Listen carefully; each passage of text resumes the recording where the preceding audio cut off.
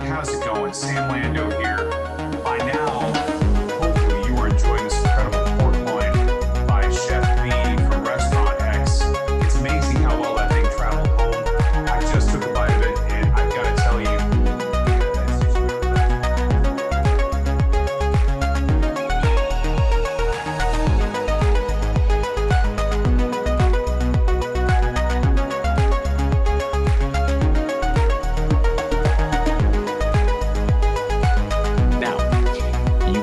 this far. You've done the hard part. After another week of Zooms and masks and lines to get in everywhere, you have followed all our links and joined us for tonight's event, and we really appreciate you and love you, and are glad that you're here with us. Hopefully, you're watching this show on the biggest screen.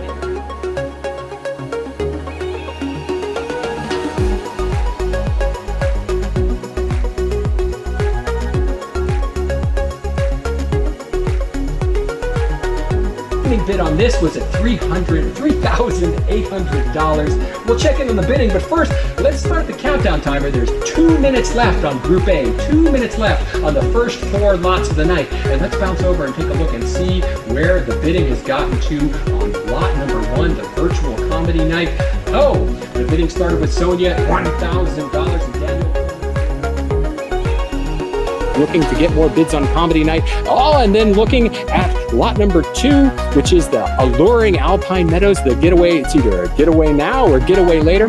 Craig Beacock started us off at $3,000, and then Dan Wire came in at $4,000. And then the bidding really got hot then because Alex and Marissa came in.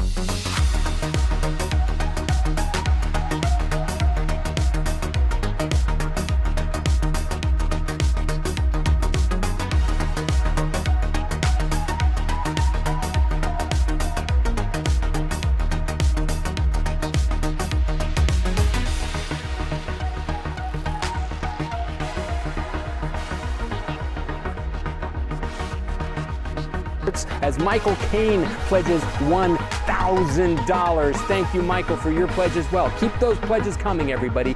Go. Scott Allen pledges $1,000. Daniel Wu is in for $500. You're finding the button. You're getting there. We appreciate you. Citation Capital Partners. Mike Jackson.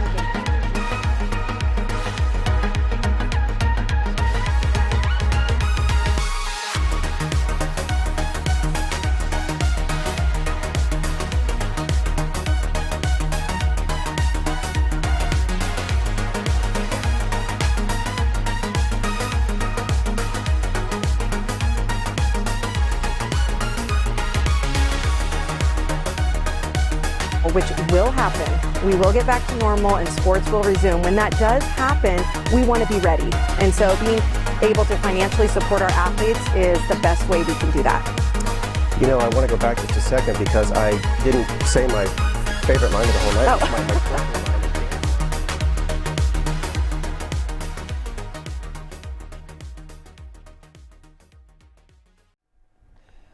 Hey everybody, welcome to When Online Meets in Person, Hybrid Galas Defined. Thank you for joining our live stream today. We are honored to be able to share our expertise and the experience that we've gained over the last year with you. And for those of you who have joined any of the previous 8 webinars that Stellar has done in conjunction often with Beth Sandefur events, you've heard me talk a lot about the Lux Productions. And after our last webinar, we thought it would be really great to get together in the studio at the Lux and talk about hybrid events. So welcome to the Lux Productions. I have been here more times than any other studio to do virtual galas in the last year, and I just want to take one quick time out to say, if you're watching directly on Eventbrite, welcome. We're glad that you're here. The way that you're going to be able to participate with us today is via chat, and to do that you need to be in YouTube. So look in the lower right hand corner of the video stream. If you're watching on Eventbrite, you'll see the little YouTube icon. Click on that, it'll pop you straight in, and that way you can enter chat, because we will be reacting to questions as best as we can as they happen in real time, but we'll also take time at the end of the stream to have a little live Q&A. So get those questions coming and we'll look forward to answering them. And for those who don't know or haven't been to any of our previous webinars, I'm Greg Quiroga, virtual gala host, auctioneer, and fundraiser. Did over 32 virtual galas last year, helped raise over $6.8 million. And right now I'm honored to be able to introduce you to our other presenters. I'm joined by Beth Sandefur. Hi everyone, Beth Sandefur, Beth Sandefur Events. You have probably seen me if you've attended other Stellar webinars. I am an event planner based in Northern California, but I work with clients all over the country, exclusively nonprofits producing fundraising events. And during the pandemic, I think last time I counted, I had produced 46 live stream events. Which is a lot. Which is quite a lot. It was a good year. It was a good year, a lot of change. And the wizard behind the curtain, Tom Durante of the Lux Productions. Well, thanks for being here today. We're in our Sonoma location on the set of our Sonoma studio, and then we have a similar setup in South San Francisco. And we just are very fortunate to, still be able to help everybody in this strange world that we're living in now. So we produced just under 70 virtual events in 2020, and ready to go for 2021, whatever that's going to look like. That's an even more of a lot. Yeah, exactly.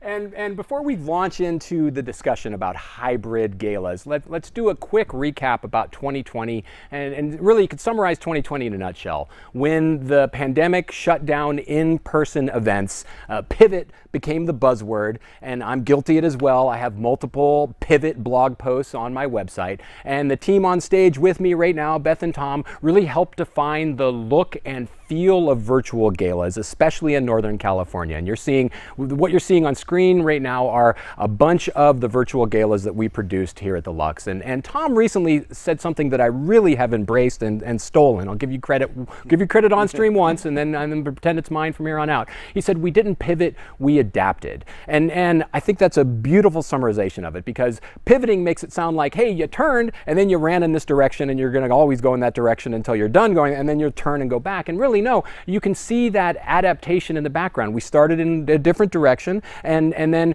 started learning and growing and incorporating new things. And right now, we're not going to simply pivot back to being in the room when we get back to being able to be whatever that looks like in the room. We're going to continue to adapt. And any organization who did a virtual gala last year, elements of what you did and what you learned are going to be relevant for years to come. We all adapted, we're going to continue to adapt, and we're already seeing that in 2021.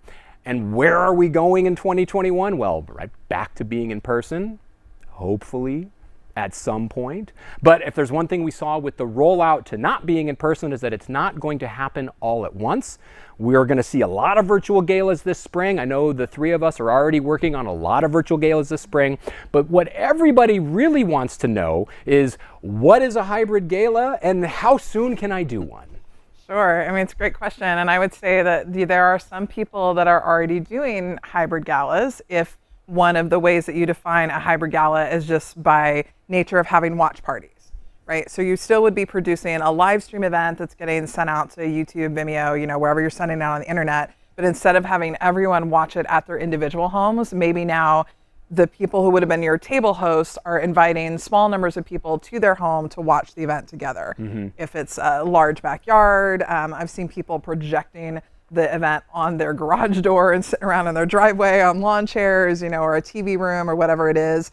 And you can facilitate this by having, if you have an event that's structured where you already have meals for purchase that are available for delivery, have now catering packages that your party hosts can get that catering, and so they're providing still all the food and beverage for everyone to come to their home and watch the event. I mean, it's still, again, it's your same virtual broadcast. People are still bidding on mobile, but now they are having that communal experience and that sort of back and forth with each other. And I think that's why we're referring to that as a hybrid event isn't necessarily the technology or the auction portion of it, but that ability to get together a little bit more, have those catering packages, have tabletop packages, and it's kind of that entry level into closer to what we were prior to all of this. Absolutely, and I think one of the things that's it's important to point out as well is that if you're having food offered either as delivered or as pickup, like you can make it a drop-down menu so people can have a different size. Like, how big's your watch party? Is it for 2, 4, 6, 8 people? On down the line. Well, and I've had clients that are also in meal delivery, but also floral. And so, would you like to have a floral arrangement? That you can have, at your home, and like that's an option as well. So yeah, you can definitely customize it depending on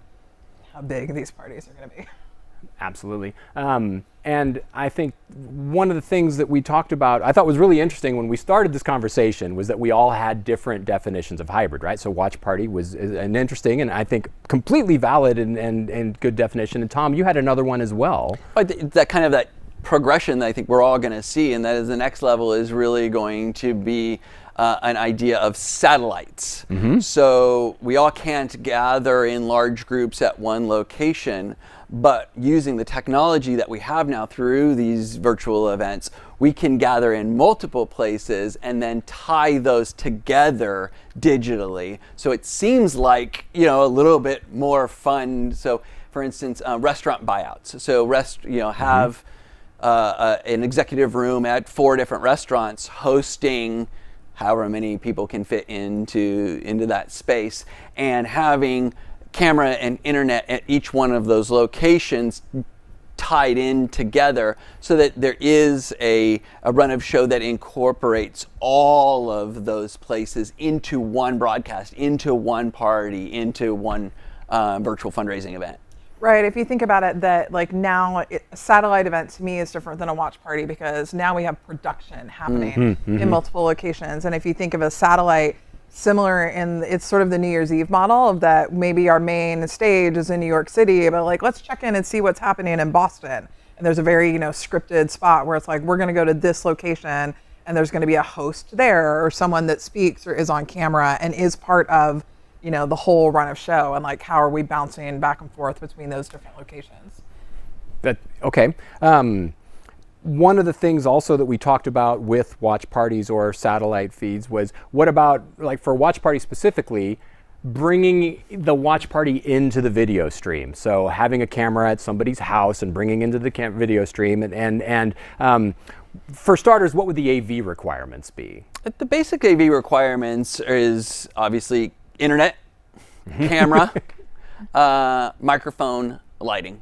I think just having those elements there, that's kind of a base requirement. Then we can talk, and I think we will talk more about the production value as we get into other types of hybrid events and what that means as far as in-person versus these satellite parties. But I think for the watch parties and the satellites, just the idea of just having those base elements, and they don't even have to be sophisticated at that point. They can be, or they could not be. And one of the things we talked about with the watch parties was not bringing them into the live stream for the sake of bringing into the live stream. Like, hey, look, everybody, and here's a party, and you get to be on stream, and you get to be on stream, right? It's like to have a reason for it, to have the watch parties be somehow tied in. So one event that I did, we had, there was the 2 tables that you knew were going to be the life of the party. We had watch parties at their houses, right? And at their houses, we knew we had donors of live auction items. So we're able to bring them on camera when their live auction item is up for bid, just like we would have brought them up on stage to talk about it. It can also be a sponsorship perk. Yeah. Right, for your higher level sponsors. If you, and again, it's similar to, would you give this sponsor an opportunity to be on stage and say some spoken words? Like, well, here's their opportunity to be able to, raise a glass and toast, from their party to your organization, or help kick off your funding need, or whatever it is. But that's a nice visibility for your higher level sponsors. And especially if you build into the cost of the sponsorship perk, Yes. AV, so that they have professional camera and camera person and sound at their watch party, so it looks and feels and is abiding by all of the safety precautions that you're having that you would want your organization to be enforcing with your people. Because I mean, the one thing we haven't said in all of this, and it's the it's the one thing that needs to be said, is all of these are going to be done under safety protocols in your area and according to your organization, right? So if you can have watch parties, great. If it's not safe to do so, obviously we're not saying have a 50-person watch party in January of 2021 the way things are right now. One question that had came up when we were talking about these definitions of hybrid was that, I thought it was really fascinating that you two had different definitions, because my definition was very simple, right? When I thought it was fun when we first brought this out and started discussing it, because I'm like, oh wow, that's interesting. My definition of hybrid from the very beginning back in April of last year was, I'm in a room and there are people, I know it sounds strange, but there are people in the room with me, and they're bidding, right? With paddles. With paddles, right? Which, oh my gosh, like so fun. Can't wait to do that again. They're bidding, and then there are also people who are watching a live stream of that to their, wherever it is, they're watching a live stream and they're bidding from home or whatever against people. So in order to do something where you've got an in-person event and an online event, what are the key technological needs, Tom? Yeah, I mean, I kind of briefly went over them a second ago, but the absolute minimum is some form of internet. We have to be able to send the signal some way, and so obviously having internet is the base. Amount of internet, it actually can fluctuate, but it doesn't have to be a super robust connection for some particular types of streams. Second would be a camera system, right? If we're going to have the auctioneer on screen in front of everybody at home, having the camera system there that's then taking that feed, sending it then through the internet as part of the broadcast. Next is lighting. I think, lighting is one of the things that sometimes gets forgotten about in this, and it really has to do with quality of broadcast. And it doesn't have to be super advanced, it just has to be particular. It has to be a particular type of lighting and a particular color temperature of lighting. And then next would be sound, right? Having the microphone on the auctioneer, having the video, if you're going to play funded need videos and things like that, having that sound tied into the system so that everything is working seamlessly together and that broadcast is going out across the internet. Yeah, and with all of that as well is people have to be able to bid in person against people watching virtually. And as auctioneer who has lost control of the process and looks forward to getting some semblance of control of the process back, I want that to be people in the room with paddles, like we just joked, like you can see on screen behind us right now, bidding somehow against people bidding against people who are somehow bidding from home, right? And all the people bidding from home are going to be logged in using an online auction software. It's going to require somebody who is your auction administrator who's managing the software in real time. It might require a second person who's advancing bids in real time, but generally speaking, and there are different levels of software capable of doing this right now, and lots of organizations like Greater Giving has a big, maybe I'm not supposed to announce that they're doing something soon that's going to address this problem exactly, but really I don't see how you do something like this in chat. And I see questions coming in chat. Yeah, I was going to say, I appreciate the question. We've got a first big question about cost. Is that where you're going to jump to? No, we can come back to that one. But because we're on this section talking about bidding, there's the question of broadcast latency in bidding. Yes. And the one thing is that there's no latency in the auction software that we're using, regardless of what platform it is. Yeah. Like the latency comes in whatever platform you're streaming to. Yes.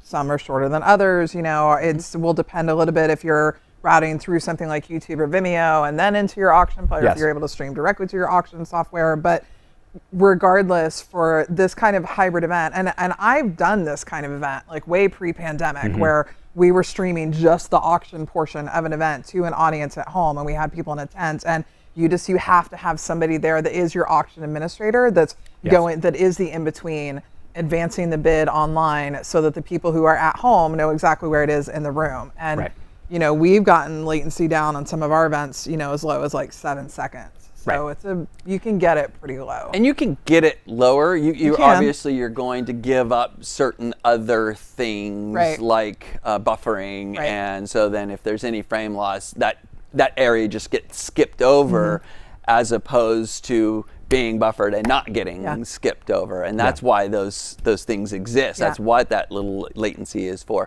But there are platforms out there that have the latency, to almost immediate. It's going to be incorporating those platforms into our events. And I think you would want to get your known big bidders in the room. I think that would be a priority. And there's always the outliers. There's always like the person that's in the back corner is the guest of a corporate sponsor or something that you didn't know was going to be a bidder, but like you kind of know, or you should know who your like historical big bidders are, and I would make the effort to get those people in the room with the auctioneer.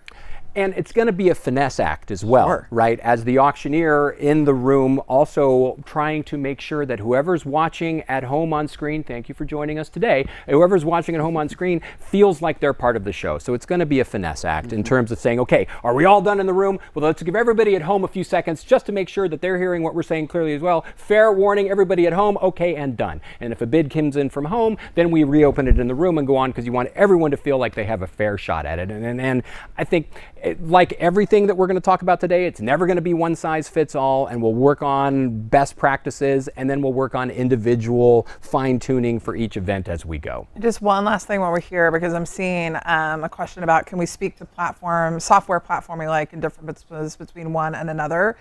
And I would say, so I do a lot of work around, like the whole software end of it was my jam before any of this, started. And with any software package, not just online auction, but like anything, like you have to find the product that has the features that you need and the quirks you can live with, because there is no one platform that does every single thing that you want it to do. Like it does not exist. The way you want it done. The way you want it done. Exactly. Exactly. So, unless you're custom building your own software to do exactly what you want it to do in the way that you want it to do it, I think up here, we were going to try not to like name check a lot of people, but I could spend an hour talking and about bidding platforms, and I have. Yeah. If you go to stellarsf.com/webinars, you can see a 1-hour webinar I did on bidding platforms, and the only thing that's changed since then is Greater Giving has gotten better. But I didn't even have time an hour, and there are bidding platforms out there. I'm sure I'll see chat from auctioneers in Florida, hey Scott, who are going to say like,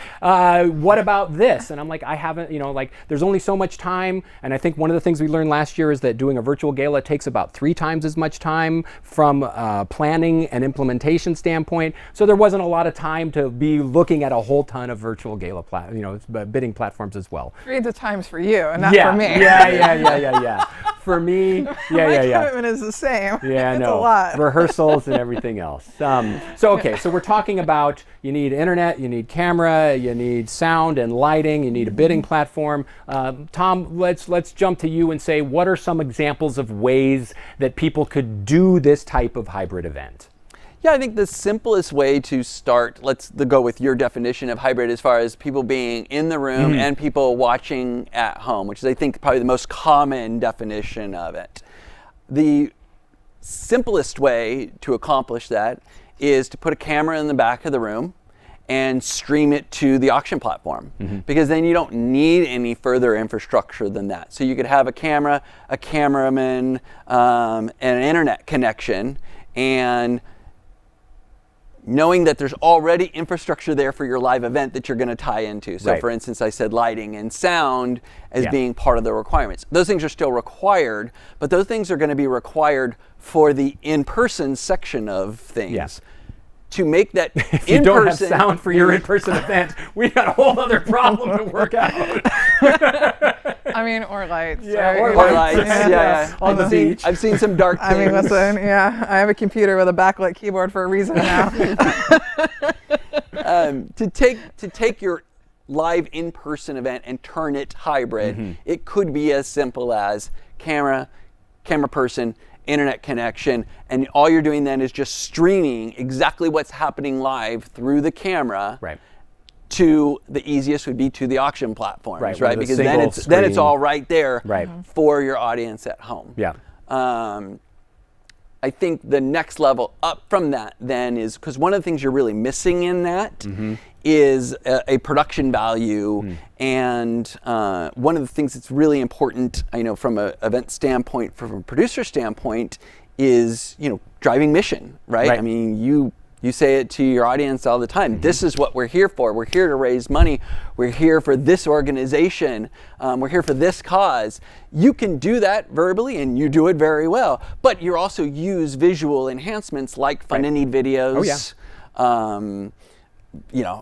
Other types of PowerPoint slides of whatever it is the organization is assisting in.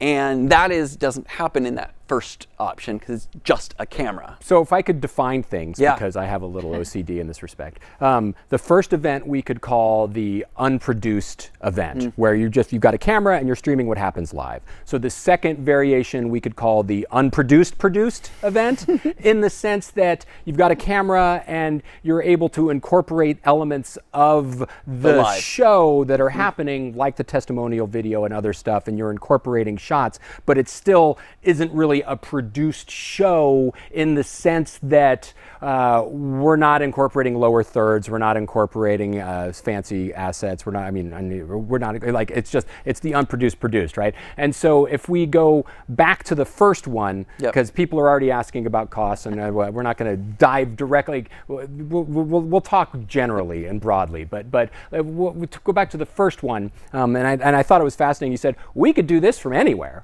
right? Yeah. As long as there's a cellular connection as well, because these cool cameras you were telling me about. So one of the things, obviously, things are changing right now. Right. Platforms are getting enhanced, and latency is coming down, and auction platforms are becoming more robust in what they're offering.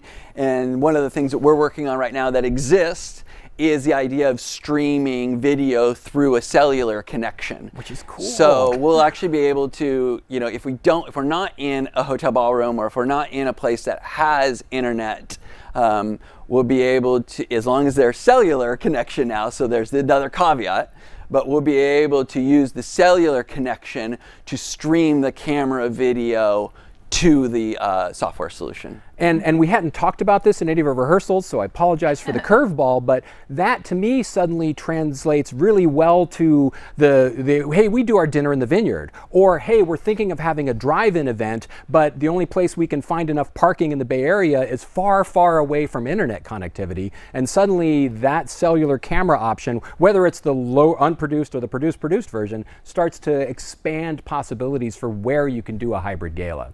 It does, and I think, depending on your area, I mean, we're, in Napa, and like there's notorious sort of dark spots, depending on where cellular connection, but there are also fairly inexpensive, like, festival cellular, networks you can set up, where you rent a little thing, and instead of pinging off just the Verizon tower, it's pinging off like Verizon and AT&T and T-Mobile and all, and at a much higher, like just a much greater bandwidth. So you can set up a cellular connection in a field without having to spend thousands of dollars to do it. So yes, it does open things up. Cool. Let's go back to the unproduced. You've just got a camera in the back of the room. What are the cons and pros of that as a model? I mean, the pro is its simplicity and its cost effectiveness. Right. I mean, that's the pro. The right. pro is put a camera in, send it an audio signal and you'll be able to broadcast for everybody at home of what everybody in person is seeing and hearing. The cons are going to be with that production value, the lack of, the mission videos being inherently brought in, things like that, which is what I think that second level, the unproduced produced, is that second level of being able to enhance the production slightly without going to a fully produced model of having, telethon TV broadcast caliber, lower thirds, video playback, et cetera, et cetera, et cetera. Which is a great segue into the third one, which is the in-person event plus the studio-produced virtual gala. So keep going. Yeah, no, the next level is that bringing in the same infrastructure that we use here in the studio for our virtual events, bringing that on site and allowing all of the bells and whistles. If you want to bring in the video wall, we bring in the video wall. If you want to just bring in a hard set or a soft set, all can be done.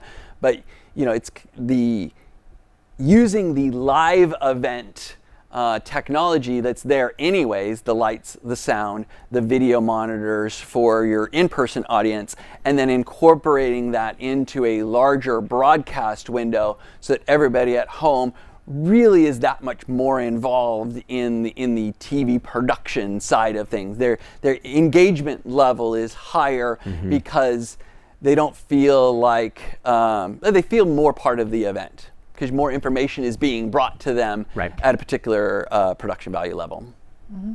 Yeah, and I think one of the things that we haven't even touched on yet is how to do an event in person and for people at home that makes the people at home not feel like, oh, well, we're the people at home, right? Yeah, I think you have to think a lot about, what is the guest experience for both environments, right? Like, what is the guest experience for the people that are in the room, and then what is the guest experience for the people that are at home? So, for example, if you have, a fairly standard structure where there's welcome remarks, and then we take a break and have the salad course, and then we come back and start, the auction and everything with dinner, if you just have a camera in the back of the room, just playing back what's happening in the room, well, what are the people at home watching while everyone in the room is having their salad?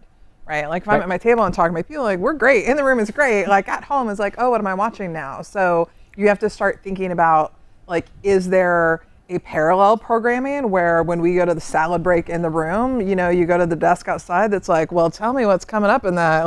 Let's talk about the leaders in the silent auction, whatever it is. What is that a thing? Or Tom and I have talked about the ability and, sort of bandwidth of basically tape delaying certain elements that are happening in the room. So maybe you are getting welcome remarks and keynote speeches or that sort of thing happening in the room at 6 o'clock, and we're recording them live as they happen, and we don't play it for the folks online until 7 o'clock.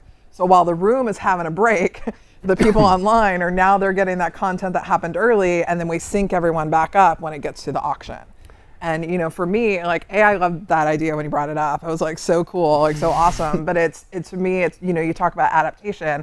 I feel like I'm no longer an event manager. I'm now a television producer. And this pushes that, sort of one level in. And, I would still, in this environment, I would still need to play my role as event manager and figuring out the run of show and sort of timing everything. But then I'm going to be managing what's happening in the room, and I'm going to have my show director that's my right hand, stage manager on steroids, kind of a thing that's managing what people are seeing on the broadcast. And so I think you do really need to start thinking through because the lowest cost way is put a camera in the back of the room or have a camera on a person, but what is that experience? But you said it earlier when you started talking about viewer experience, right? Yep.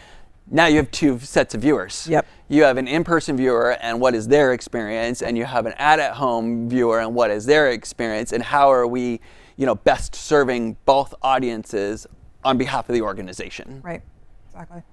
And filming the beginning of the show and then recording it and then cutting it and then putting it and then broadcast, that's no small amount of production, right? I mean, that's a pretty serious event. And it's fun. I know. No, I know it sounds great. It takes rehearsal. And the performer in me likes the idea of having a two audience event that is happening in real time, where we do a welcome at the beginning of the event to everybody watching at home and everybody everybody in person, and we do whatever we're going to do to kick off the show, and we say, okay, everybody here, you enjoy your dinner, all of you come with me, and we go to a separate room, like you say, the set, where we have some other show that's happening. Or do you just do it more as dinner first and then the programming? Or is it, instead of a seated dinner, it's now more of a strolling dinner, right? And it's sort of like you have the cocktails and reception and food and then we all come together. And so the people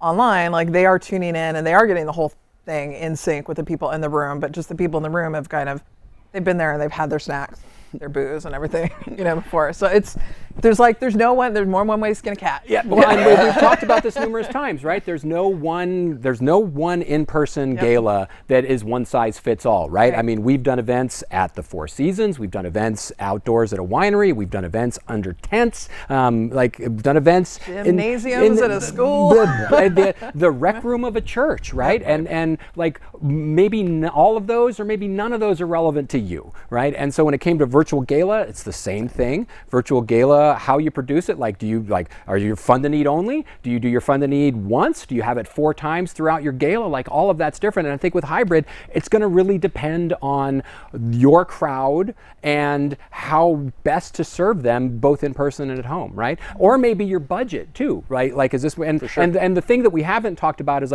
what everybody and people want to know, what are costs associated with this, right? And so for the first cost, just putting a camera in the back of the room, it's low, right? You're gonna feel it, but it's not gonna hurt, right? And then for adding a person to help do that, it's gonna be just a little bit more. It's when you get to actually, and I'm speaking for you, Tom, so tell me when to shut up, because I'm an auctioneer. I'll talk as long as anybody lets me. But when you actually get to adding virtual gala plus in-person gala, I was surprised to hear from you that it's not 2x, it's more like 1 point something x, and it's actually gonna be you're already gonna have audio and sound and all of that stuff. And that's exactly right. And that's exactly right, because it is you do have a live in-person component to things, and therefore that X has already been established. So you're not starting from 0, you are starting from X.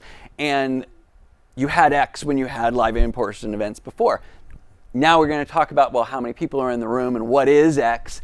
That's going to all depend on what size room you're in, how many people are there, et cetera, et cetera, et cetera. But when you start adding a camera and a cameraman in the back of the room, you're really talking about nominal costs. You're talking, under $2,000, probably even less. When you're talking about a cameraman and a video switcher in the room, you're talking same ballpark. It really isn't until you start saying, okay, I want to bring in all the bells and whistles, and then we'll start talking about, well, which bells and whistles are we talking about? And it's not going to be 2x. You're not producing 2 events. You're producing 1 event. We're just basically presenting it in 2 mediums, in person and on TV. But it's the same event, it's the same content, it's the same infrastructure. There's just going to be little add-ons and or big add-ons depending on what direction you want to go in. And a really fun challenge for everybody that's going to be doing these events is going to be, okay, well, how do you scale your ticket prices, right? I mean, so you don't want your in-person people to have to bear the brunt of all the costs for the people who are watching at home, but you also want the people who are watching at home to have the opportunity to pay something to be able to participate. And we've encouraged this with all virtual galas as well. Look, there's people who can watch the stream for free, but one of the things we've talked about numerous times and you talked about it in the watch parties, Beth, earlier, was having some sort of VIP experience for the people at home. And I think logistically it's going to complicate things, but we encourage people that are doing hybrid events of any kind to also build in some sort of VIP experience for the people who are going to be watching at home, and also a ticket price for the people who are watching at home, so that they have an opportunity to help underwrite whatever the 1.x is going to be. So I appreciate the breakdown on numbers and getting into the how and how much. The one question that we haven't touched on yet is why, right? Why would you do a hybrid event? I mean, I feel like I just want to say, in case you haven't picked this up, spoiler alert, they're not right for everybody, hybrid events. I think it depends a little bit on the kind of hybrid event you're talking about. I know there was a question about, what is the minimum budget for a type of watch party? A watch party to me doesn't add any budget to you, because your party hosts are going to be underwriting the costs of any food and beverage that they have at whatever location they are hosting people at, you would start adding cost to that if you are bringing in an AV team. If it does start turning into more satellite-y, where you're bringing in an AV team to be broadcasting from there, but like that doesn't add a lot. But in terms of the like, why, I think watch parties versus satellite versus in person, the sort of the true hybrid, like they all have different whys. And I think that one of the takeaways I feel like we've gotten out of 2020 has been that we have, like, overwhelmingly the response to virtual live streamed events has been positive. Like, people have been doing great with these. But I think there has been a difference between organizations who have really done the development work, the old school development work, to cultivate audiences that are coming to their event because they want to support the cause, support the mission, give to the organization. Like, those groups, we are seeing fundraising numbers and goals just get blown out of the water.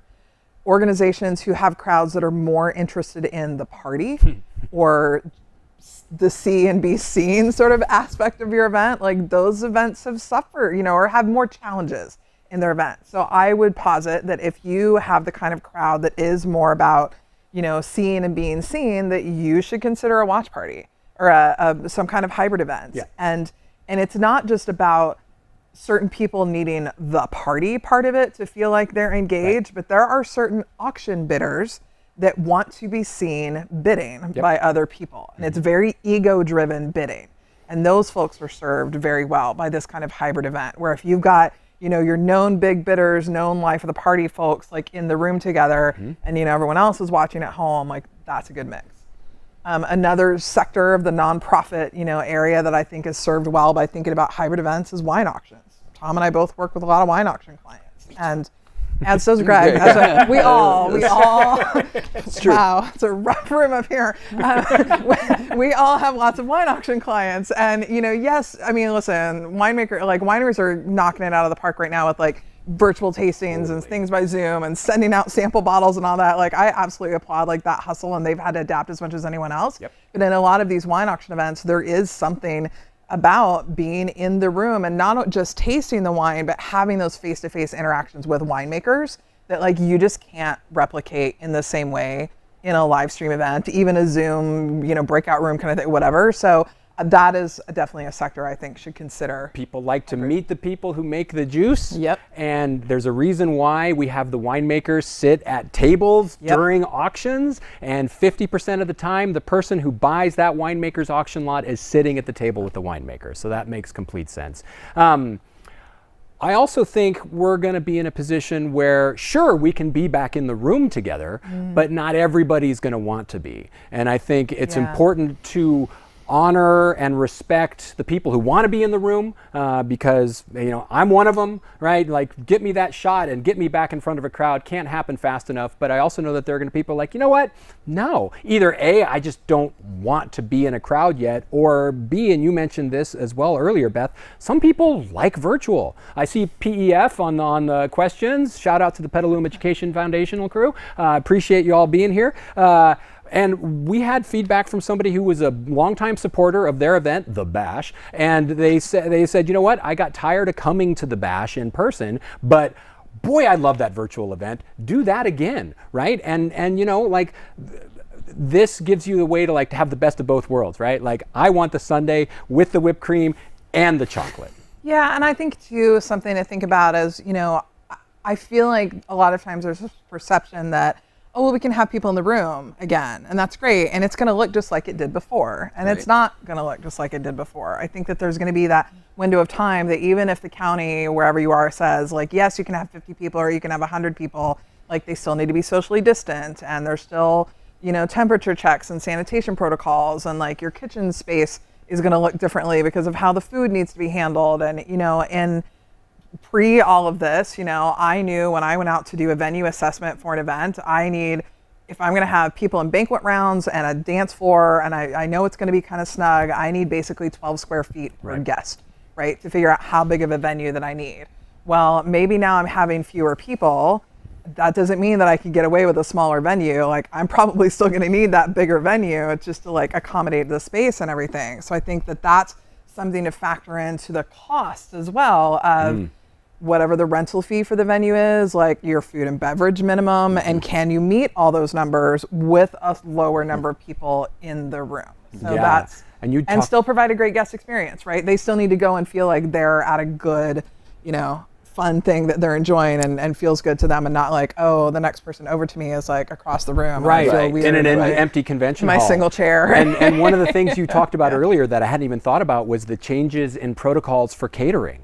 Because suddenly a plate that has gone from the kitchen out to the crowd can't go back through the kitchen. So the caterers are going to have changes. I mean, it changes how you're doing, or you can't hors d'oeuvre stations versus things that are passed. And I think one of the things is like having all of your meals covered, even when plates go out, like having things covered so that it's not getting breathed on while a waiter, is carrying it out, and like having to have sanitizer at tables and whatnot. And some of that is going to change with vaccinations and whatnot, but it's just, I don't think it's going to be an immediate, like, we go right back to 12 people at a 72-inch round and there's this much room, between the next table. So I think that is just something that you sort of have to figure in the why. And, for some groups, you're going to be able to put together an event that adheres to all the safety protocols and is going to feel good to you, is going to be great. And other people might look at it and be like, you know what, the math of the budget doesn't make sense for us. Right.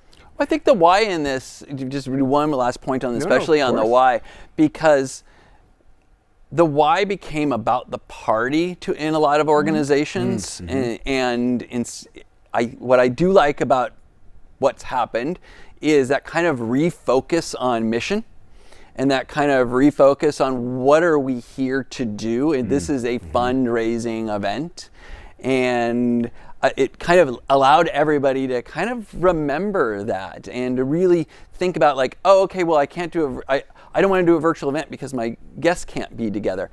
Well, we can accomplish the same feelings, that good, feel good, supportive feeling that we all get in a virtual environment and in a hybrid environment and in an in-person environment. And that's really, I think, the thing to keep driving home is, what is that why, and how do we give people that feeling? Well, and there are a couple of really, sorry for, but if I lose this tangent, I'm going to be like, oh my God, oh my God. There are a couple of really good things that came out of virtual last year. One of which was I felt like people really heard the mission differently. Like I felt like there were times when we played a video in an in-person event, and people, they're at their table and they're talking and they're drinking, and sure, and this isn't to denigrate in-person events. I obviously look forward to getting back and doing them as soon as I possibly can. But like, there's just a different level of attention that people were paying, and we're seeing like people were really hearing the mission and the message that we were giving differently. And maybe it's just because I'm used to people talking while I work all the time. So I was like, hey, when people listen, it's different, But I also felt like if I'm going to commit to being in front of a screen and watching your show, then I'm going to hear it. Right, and so I thought that was a neat side effect of virtual, and one other side effect that I thought was interesting was we wound up doing a lot of virtual events on different days. And there's a question that I think is really relevant, and the both of you having done as many events as you did, was it all Friday and Saturday night? I've done events literally every day of the week. Every day of the week. And they've been just as successful. And they've been just as successful. Yeah. I mean, I didn't produce one, but I watched one that an auctioneer colleague of mine did at 10 a.m. on a Saturday morning. And I sat there and I ate my waffles and my bacon.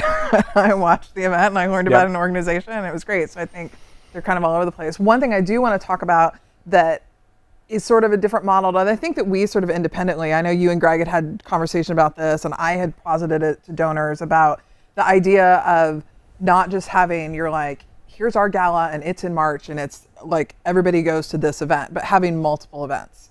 So think of it in the same way that you would think of like major donor events. And maybe you've got a smaller event that's 50 people, 25 people, 30, whatever that number is that's right for you, that's your live auction with your auctioneer in the room and all the big bidding. And then you have another virtual event later in the year, or some other, like they do not on the same day, like two completely different events. That virtual event, the broadcast event, is more of your fund a need telethon. Let us educate you about who we are and what we do. That is more accessible to all and allows people to give in that way.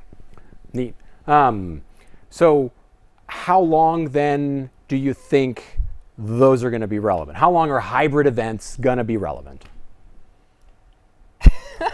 1, 2, 3. Forever. Yeah. Yeah, I mean, I think that this pandemic has fundamentally changed our society and how we interact with each other. And I think that the live stream element, that is not going away anytime soon. I think that even when we get back to the point of being able to put 400 or 500 people together in a ballroom, I think the way that this has allowed us to make these events more accessible to people and to extend the giving part of it, people are watching the event online and then continuing to give and they're forwarding the links to their friends and all that. Like, I don't think the live stream element is ever going to go away. I don't think it needs to. I mean, it's a great way to engage a wider audience, and I think we've seen that. I mean, that's been completely relevant. Greg, you mentioned something earlier about aunts and uncles, being able to attend a school auction for somebody, or grandparents. Right. I love that because it really does open it up. So even if the parents are there live, grandparents that live out of state can still participate, and something that they're passionate about, their grandchild's education. Right. When online bidding was first becoming a thing, one of the early adopters for it were schools, because schools have that extended base. They've got extended family of aunts, uncles, grandparents, and alumni and so forth. And so putting your auction online made sense. And so for the virtual gala, that just it's that writ large, right, of being able to extend your family. And I think this dovetails nicely into one of the questions about, well, should you do your silent auction online only and then do your live solely for the smaller group of high bidders? And sure, if that works for you, but I mean, if you've already got an online bidding platform, and feel free to chime in with me on this one, but if you've already got an online bidding platform and you've got that means that your people in the room are going to be able to bid on your silent auction, so that doesn't change anything. B, that means that they could theoretically be bidding, your people at home could be bidding against the live auction people as well. I mean, so the only reason to not include the people watching from home against the people in the room is that you want the live auction in the room to have some sense of exclusivity that is worth segmenting your bidder base to do. Yeah. And I don't know if you realize this, but advertising works. What? There's a whole business structure around Tell me more. And so, using that for your advantage, like using the live portion of the event to drive the silent auction even past what it could have done without that, or wrapping up the silent auction by using one to help the other. I found, I really like the idea of that, of bringing everybody together, either to kick something off or to end something, and just have one drive the other, so to keep that momentum going. Advertising works. Who knew, Tom? Where did that come from? Somebody asked a question about COVID protocols, people being comfortable getting vaccinated and others not, and what do we envision being the safety protocols around this? And I start this conversation by saying I am not an infectious disease expert, nor do I enjoy playing one on YouTube, and I am not a lawyer. So I think this is going to entirely depend on what the health and safety protocols are in your state, county, city, and then whatever is going to be most appropriate for your organization. Because quite frankly, I think that could be a sticky wicket that we could spend a lot of time debating, and I think we'd come up with answers that are going to be right for us. We don't have the answer for that, and I don't know if anybody has the answer for that now. Hopefully we will in 3, 5, 7 months, whatever the timeline turns out to be. I mean, I think you can take at least a little bit of a nod, though, to protocols that are in place now while we are largely unvaccinated as a society. Where it's the social distancing, it's, temperature checks. There are events that are talking about, or some are already doing, where they're doing rapid COVID tests as people arrive, or that you need to be able to show that you've taken a COVID test and are negative, within 3 days, prior to the event. I mean, there are big conferences that are starting to happen where they're doing rapid testing on site. I mean, that adds, again, just like a whole other layer of logistics, and expense, if you're doing that, but it's in the mix, right, out there. Yeah. I want to roll back. There was a question about if we have fewer people in the room, would you charge more per ticket since it will be more exclusive? I think yes and no. I think, we did an event earlier this year. It was already typically a high-end event, and I think it was a restaurant buyout situation. So there were people that could purchase in, go to a restaurant, and have a 5-course meal there. And then there were people that were watching at home. And I think the ticket price for people to go to the restaurant and have the meal, it was like $1,500. But that was already an expensive event to attend, even in a normal setting. I think that, whenever I'm talking to a client about, well, our ticket price is X, can we go to Y? Like, you can't give people sticker shock.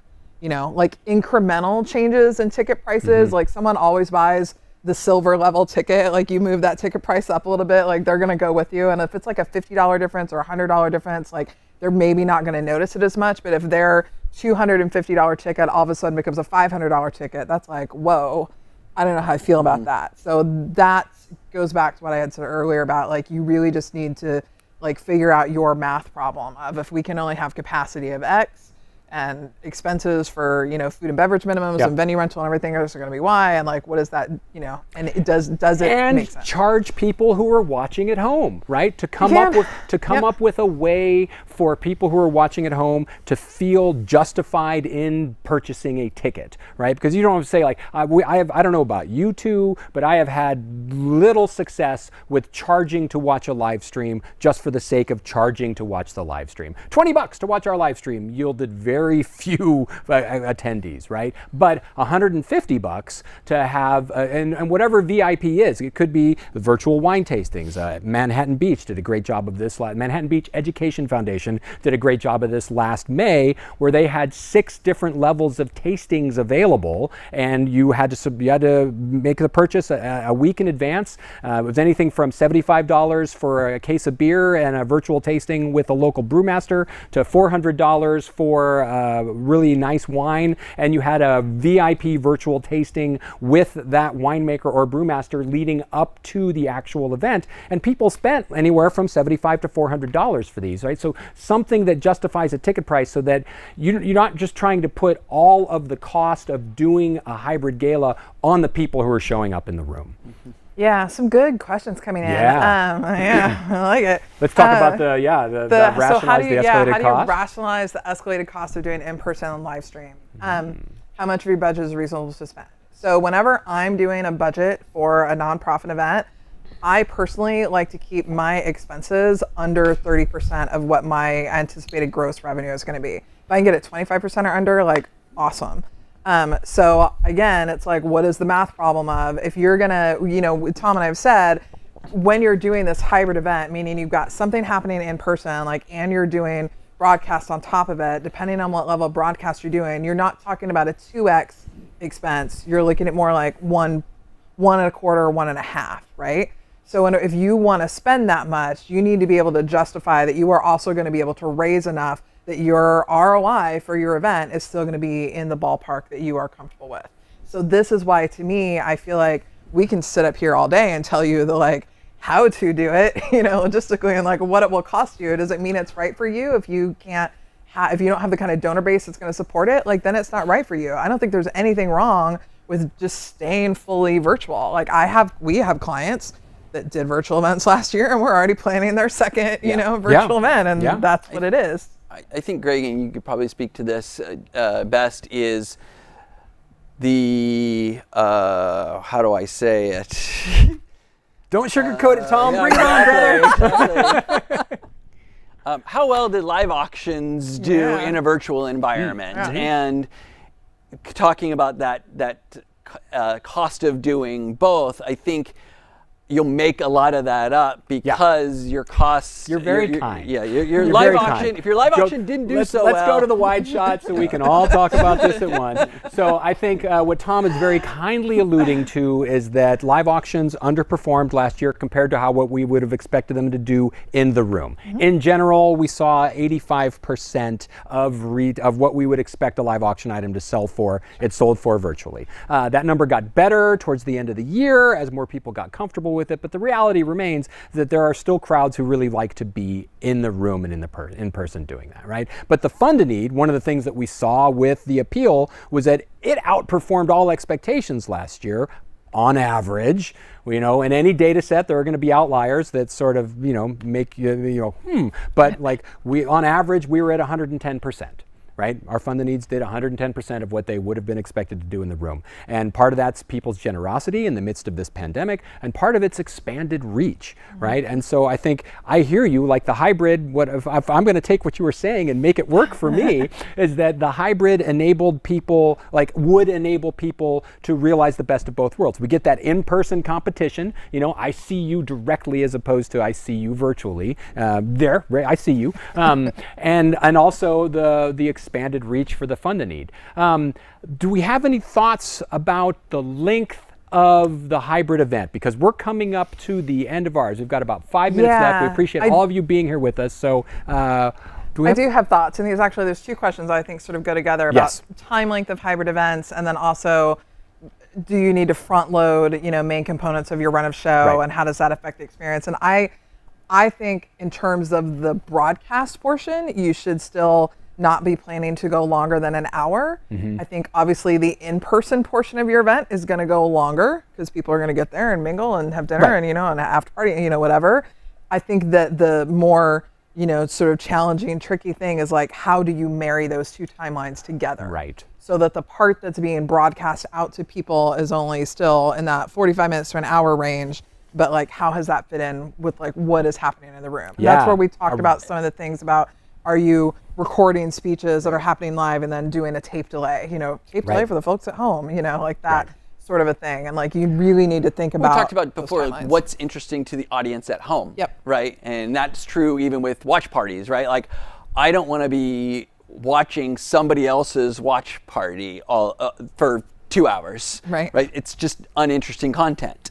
Same thing. I don't want to necessarily watch other people having dinner in a ballroom for 2 hours. But if you give me something to really look at and be engaged in 2 hours, then it's okay. So it's really thinking about, like, again, going back to that guest experience. What is that guest experience, both the in-person guest as well as the at-home guest, and developing a run of show that gives dynamic content to both.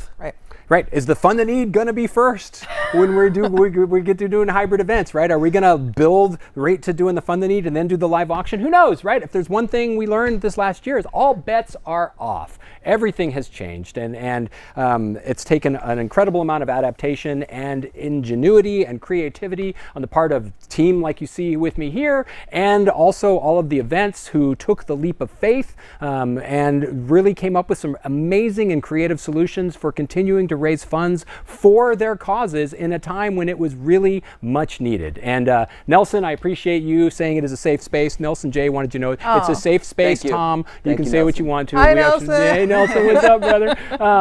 And Lassen Park Foundation gives some props, Beth. They appreciate the numbers on percentages and everything else. And I think in terms of I like data. Yeah, we love data. When the going gets weird, the weird turn pro. Yes, I'm a fan of HST as well, sir. That said, I think if there's a final thought, we'll give a last question to if there's any last questions coming in. But I think the safest final thought that we could have in all of this is that there's one thing we learned is that there's no one size fits all. And I know I'm an auctioneer and I'm repeating myself, and that is my modus operandi. But what you're going to need to do is come up with a plan that works for you and enables you to create an event that is true to the culture of your organization and engages your people in a way that they feel normal and comfortable with. Like you don't want to come at them and have them feel like, whoa, this doesn't feel like my people. Like, who is this? Like, no, it's got to feel like, and you don't want to, like we said, you don't want to replicate your in-person gala virtually. Well, when you go back to doing your in-person gala, here's the little insider tip here. Spoiler alert: you're not going to replicate the in-person gala you had before the pandemic. Any other final thoughts from my excellent and wonderful panelists before we call it a show? I mean, I feel like this, the same as what we've been saying about virtual events, is I feel like you're limited only by your creativity. Bring us your ideas. Like, our job is to figure out how to help you get there, but like, bring those ideas, and there are solutions out there. There are absolutely solutions out there. And so it's just the ability to have an open discussion on, you know, what is it that we're trying to accomplish, and then working together on how to accomplish it. Sometimes budget gets in the way, sometimes time gets in the way, sometimes technology gets in the way, but at least we can have that open discussion and put it all on the table and see what comes out of it. Well, and thank you all for watching today. We appreciate you being here. Thank the both of you. I've said it numerous times, but I could not have survived last year with my sanity in check without the both of you, with the creativity, and also, you know, financially, all the events that we, like, the creation that we, like, well, but no, you have to understand, back in March and April, we started having conversations about, oh my gosh, what do we do? And these two went off and came back and they're like, hey, we've built this thing. And I'm like, wow, that's cool. I want in. And so here we are, right? And so we've all been working together, pulling rabbits out of hats, making magic happen. Appreciate all of you being here with us. You can always find, you're going to see in the credits that are going to roll, you'll find contact information for all of us. Reach out. We love to engage. We love to hear from you. That contact information will be good as long as this stream is. And for those of you watching, just remember, wherever you go, when you get there, always remember to use your powers for good. Thank you.